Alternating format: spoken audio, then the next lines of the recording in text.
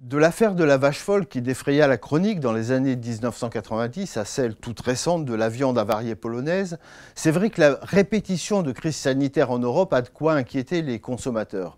C'est une situation paradoxale parce qu'en réalité, l'Union européenne est sans doute l'espace où la sécurité alimentaire est régie par un ensemble de textes parmi les plus stricts dans le monde.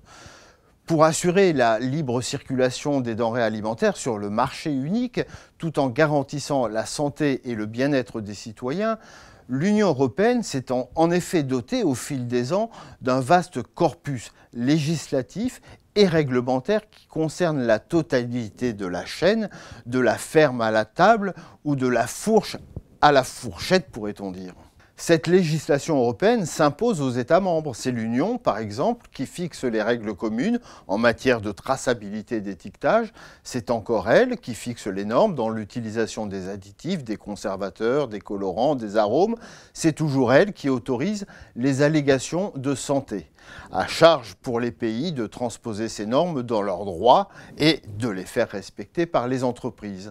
En France, par exemple, deux organismes sont chargés de contrôler les acteurs de la chaîne alimentaire.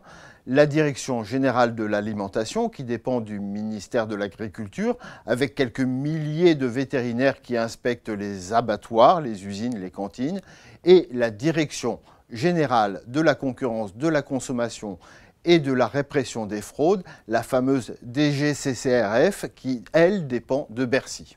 Avec l'affaire de la vache folle, l'Europe découvre alors les nombreuses défaillances de son système de sécurité sanitaire et l'électrochoc suscite un certain nombre de mesures fortes. On peut par exemple citer la création de l'Autorité européenne de sécurité des aliments, l'EFSA, qui est chargée de l'évaluation des risques dans le domaine des denrées, ou l'instauration d'un réseau d'alerte à l'échelle européenne qui permet d'organiser le retrait de produits en cas de risque. On a plus de 1000 alertes par an. Mais malgré ces progrès qui ont fait chuter le nombre de scandales, nombre d'associations continuent de dénoncer les insuffisances du dispositif. L'affaire de la viande de cheval dans les lasagnes, qui est apparue en février 2013 et qui vient d'être jugée, a mis en évidence l'extrême complexité des réseaux d'approvisionnement des fabricants et surtout leur capacité à se jouer des contrôles.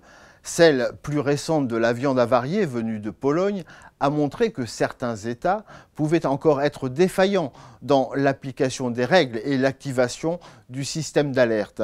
Voilà pourquoi les associations de défense des consommateurs, relayées par des eurodéputés, exigent aujourd'hui d'aller plus loin, notamment sur la transparence, sur la traçabilité, l'étiquetage et aussi la création d'une agence européenne, une sorte de FBI alimentaire pour mieux coordonner la lutte contre ces trafics et assurer ainsi une meilleure sécurité pour les 500 millions de consommateurs européens.